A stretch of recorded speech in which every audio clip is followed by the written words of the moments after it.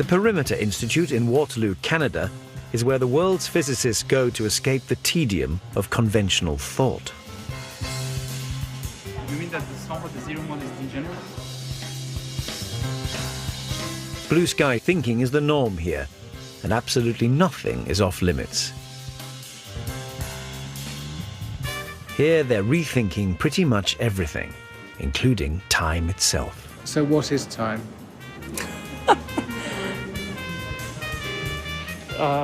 So time is...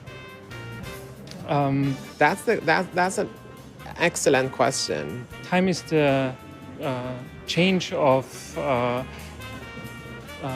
So clearly, there's no simple answer to that. or can we start over again? It's difficult, yeah. One of the lessons we inherited from the 20th century physics is that there is no absolute time. What is fundamental is not time itself, but the evolution of things and the dynamics of things with respect to each other. There's a happening of events. In other words, there's an ordering. Something comes before something else, and that order gives us a sense of what I think we perceive as time. No classical theory gives any notion of time going forward. Time is just given. And the universe is given for all time by solving some mathematical equations. So now there's this very deep paradox. Why does it seem to us that we live at a moment of time? Most physicists answer this by claiming that time is an illusion, a way we explain reality to ourselves. That's an interesting discussion right there. But one of them, Lee Smolin, has taken the controversial view that when it comes to time, that approach is wrong. That time is real. The activity of time is the continual construction of the future from the present. Time is fundamental. It's absolutely the most essential, most fundamental part of our experience of the world. It's the part of our experience of the world that goes all the way down to the fundamental level. We know that the air is made out of atoms and we can't see them, and cloth is made of atoms and we can't see them. We're used to lots of things being illusion, being transcended, being emergent. But the flow of time, that it's always a moment. And things that are real in the moment. And that's one of a flow of moments, which is what we experience. I've come to believe that that's not an illusion, that's not an accident. We experience time that way as the instant flowing to the next instant because that's the way nature is. I don't think we're anywhere near explaining why we perceive the universe as flowing through time. It's a very, very deep question. It certainly motivates what Lee Smolin is doing. He thinks it's such a basic feature of reality that it should be fundamental rather than emergent. I'm not convinced by that at all. And in fact, the biggest criticism I would make is I don't see any equations. He can't make any predictions. He can't, it's words so far. Can you expand on that?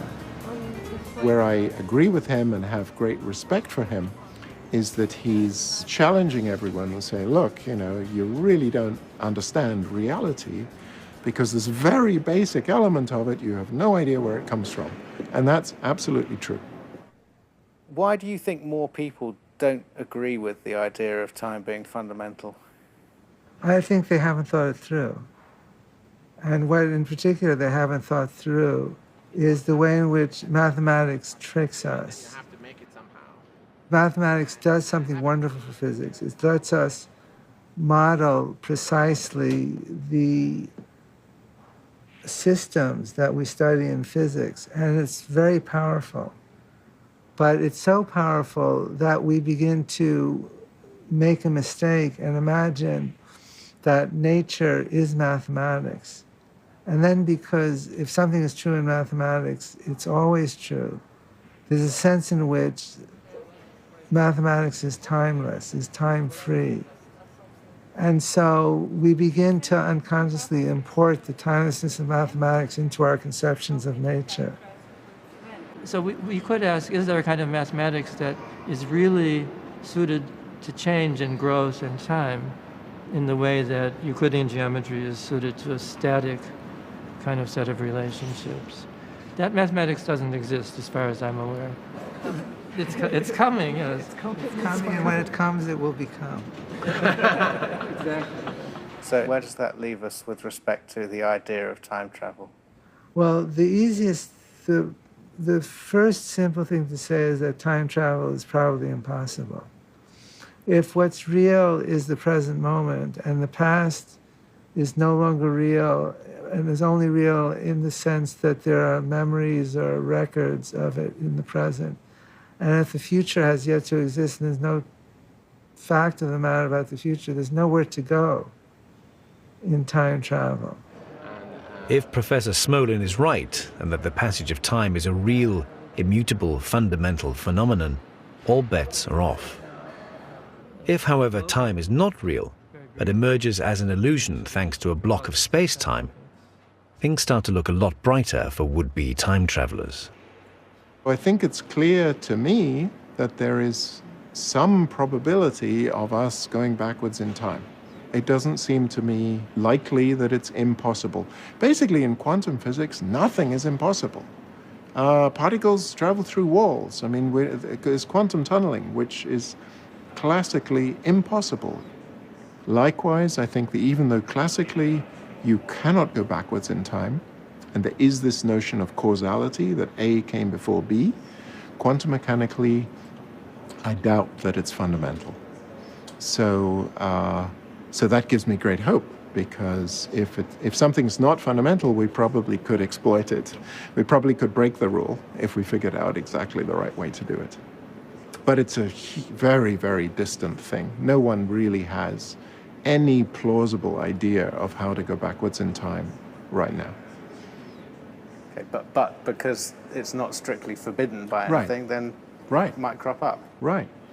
So I see no reason to exclude it. And the one thing we've learned in physics is that, the new ideas are always unexpected and usually violate somebody's preconceptions. So one should never say never, because some clever person will come along and show you how to break the rule.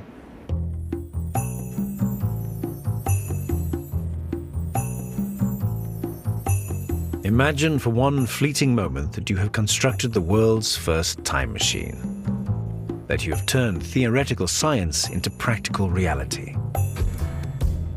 You might have utilized time crystals, maybe learned how to manipulate entangled particles, or perhaps discovered how to construct and control wormholes. Today, these ideas are tantalizingly out of reach, but every day we learn more, and they draw closer.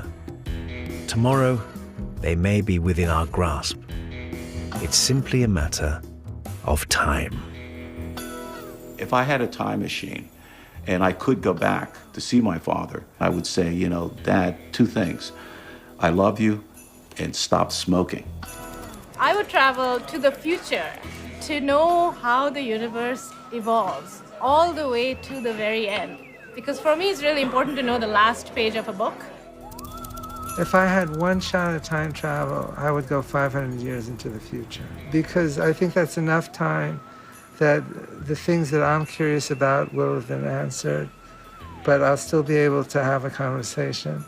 Probably to dinosaurs would be interesting experience, because dinosaurs are cool, nature is great and interesting, and no other human beings around. Well, what can be better? It'd be fun to walk around with dinosaurs, but I really am curious about where we're going. And I really, really hope that I travel into the future and see humankind flourishing. I think the most interesting time travel would be to go back, see how life originated, and go into the future and see how it dies out. Get travelling with the Time Lord anytime you want to. The Doctor Who box set is all ready to go on iPlayer. Next to Olympians, ostriches and orgasms, it's about to get quite interesting here on BBC Two. Stay with us.